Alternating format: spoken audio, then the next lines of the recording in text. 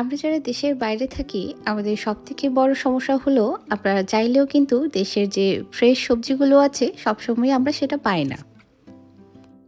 আর যখনই পাই তখন কিন্তু আমাদের চেষ্টা করতে হয় একটু পরিমাণে বেশি করে নিয়ে আসা, কারণ চাইলেই কিন্তু প্রতিদিনে বাজার করা সম্ভব হয় না। আর তাই আমরা যখনই এই কাঁচামরিচটা কিংবা বিভিন্ন সবজি যখন নিয়ে আসি, আমরা চেষ্টা করি সেগুলোকে খুব ভালো মতো স্টোর করে রাখার জন্য।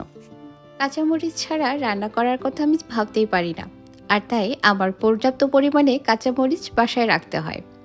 আর সে কারণে সেগুলো যাতে অনেক দিন ধরে থাকে আর কোন ধরনের নষ্ট না হয়, সে কারণে আমি সব ধরনের সবগুলো ডাটা ছাড়িয়ে নিয়ে আমি এগুলোকে ডিপ ফ্রিজে তুলে রাখবো এবং আমার প্রয়োজন মতো আমি ব্যবহার করতে পারবো। এভাবে কাঁচামরিচগুলো ডাটা ছাড়িয়ে নিয়ে যদি ডিপ ফ্রিজে রাখা হয় আর ব্যবহার করার জাস্ট অল্প কিছুক্ষণ আগে বের করলে কাঁচামরিচগুলো একেবারেই ফ্রেশ থাকে। একটুও কোনো ধরনের মনে হবে না যে এগুলো ফ্রোজেন করা কাঁচামরিচ। বছরের বেশিরভাগ সময়ই কিন্তু আমাদের ফ্রোজেন সবজি কিংবা ফ্রোজেন খাবারের উপরেই নির্ভর করতে হয়। যদিও বা এখানে মাছ মাংস বা যা যা কিছুই পাই, বেশিরভাগই কিন্তু আমাদের ফ্রোজেনই ব্যবহার করতে হয়।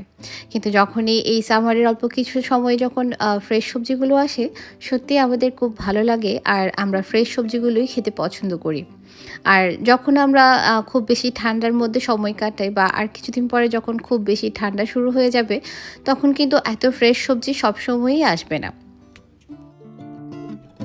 কাঁচামরিচগুলো কিন্তু আমি কোনোভাবে ধুয়ে রাখিনি, কারণ ধুয়ে রাখলে এগুলো একেবারে জমাট বেঁধে যাবে। আর এখন যদি আমি এইভাবে রেখে দিই, এগুলো একটার সাথে একটা জমাট লেগে যাবে না, আর আমার ব্যবহার করতেও খুব সুবিধা হবে।